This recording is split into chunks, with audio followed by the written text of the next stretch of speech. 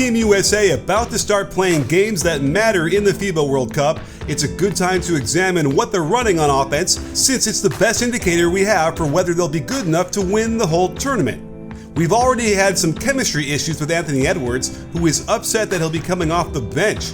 But it's clear to me why head coach Steve Kerr wants him as a microwave with the second unit, considering he doesn't blend in that well with his new teammates, preferring to go one-on-one in isolation as the offense grinds to a halt.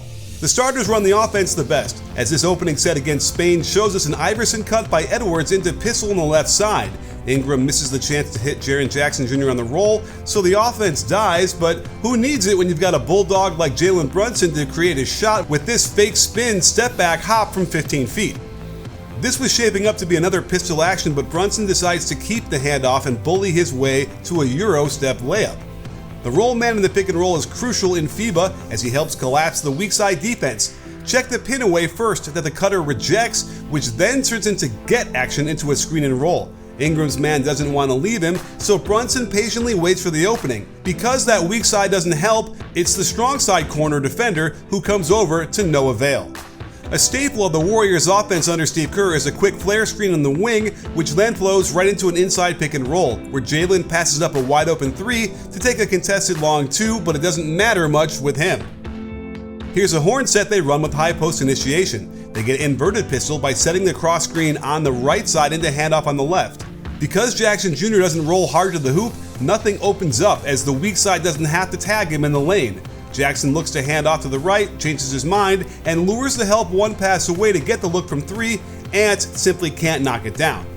Team USA definitely displays the kind of ball movement and cutting we're used to seeing with Kerr's Warriors teams, as Austin Reaves runs pick and roll towards the filled corner, where they catch Mo Wagner in no man's land, allowing Mikal Bridges to cut back door and get the nice reverse layup. Speaking of cuts, against Germany, Austin Reaves gets a basic ball screen out top with 2 on the left and 1 on the right. Keep your eye on Paolo Banchero in the corner. His man is focused on the roll man, not noticing the baseline backdoor cut, and nice find by Reaves for the deuce. I would expect a Kerr coach team to run good out of bounds sets, and they don't disappoint. Reaves' first curl gains the focus, which allows Brunson to get around the screen from Jackson Jr. and be open for the catch. I like how this flows right into some zoom action that gets Edwards open for a 3. Unfortunately, he makes a poor decision not to shoot this and take a contested turnaround fadeaway. But it did serve to put Jackson's man in a trance mode and allow the offensive rebound and putback. This was cool. They shape up as if this is a double screen for Brunson to the strong side corner. When he sees his man sink and anticipate this, he uses a swim move to get by him for the layup. Why the inbounder's defender wandered to the corner, I have no idea. Watch Jackson Jr. set 2 consecutive screens. His man has fallen asleep, but Halliburton doesn't realize a quick bounce pass here would have been a layup. So Brunson has to create something on his own out of the corner and get used to seeing shots like this from him go in the bucket. And here's a sideline out of bounds the Warriors use for Steph all the time, with Brunson setting a back screen on the inbounder, then looking to come off the handoff at the wing. The screen wasn't set right, which means Brunson's man can blow up the handoff, but good flow to have Edwards get one instead. Spain defends this poorly as they double the ball with no rotation and allow Jackson the easy finger roll. Austin Reaves continues to impress me more and more, and he's the guy to watch out for in the tournament games. And if you want to see him in person this upcoming season in the NBA, then you must download SeatGeek, the best app to find tickets to any sporting event, concert, or the theater. With just a few taps, SeatGeek will scour the internet for the best deals out there, giving them a grade so you know what kind of value you're getting. They're rated #1 on Trustpilot amongst all major ticketers, so you can feel secure that your tickets are legit. Best of all, you can save $20 off your first purchase by using my code BBALL. So head over to SeatGeek now and you can enjoy all your favorite NBA teams live and in person. Here's a cool set out of pistol that starts with a basic handoff to the wing, but notice how they get Brunson coming off a double staggered pin down on the left side, and then cut Jackson Jr. to the low post. He should be able to get within close range for jump hooks against most of the teams in the tournament, and he's decent at finishing these. You'll see tons of handoffs in the offense, and in this basic pistol action, the key is a hard roll from out top. This forces Brunson's man to hold his position for an extra beat, and give credit to Edwards for making the right read and setting his teammate up for the open jumper. Watch how this curl of Bridges around Jackson Jr. at the top of the key makes the defender a step late in dealing with the next action, a ball screen. However, when Edwards' man reaches in, he turns this into a rejection on the screen with an excellent spin move. The defense helps one pass away off of the corner, giving Edwards his choice of shots, and I think it's safe to say he chose wisely. Here's that same play, but we get to see what happens if they pass to the initial cutter. He cuts to the open space, and I love how they pass to him right as the ball screen is being set.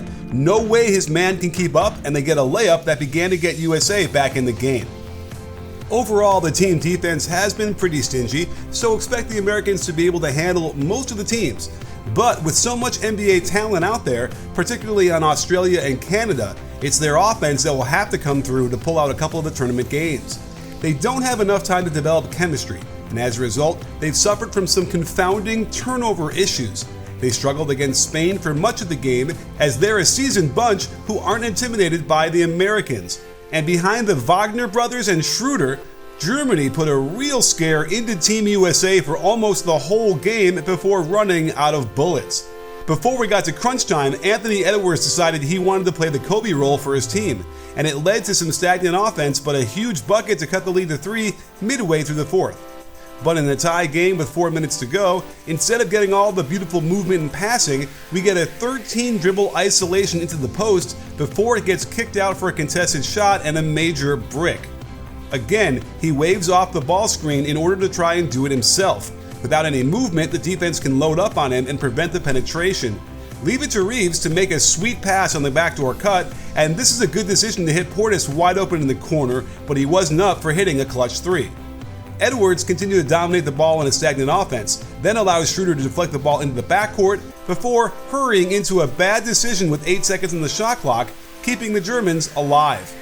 But talent can overcome teamwork, and for this game, Edwards showed out with a ton of points, including the final nail in the coffin, a no-pass, 7-dribble backdown into another Kobe-esque turnaround jumper that gets the kind roll. When they're good, they're very good. But when the offense stops moving, certain players get tentative, the ball gets thrown away, and if they do this against the elite teams, they're going to struggle mightily, and winning the World Cup might end up out of their reach.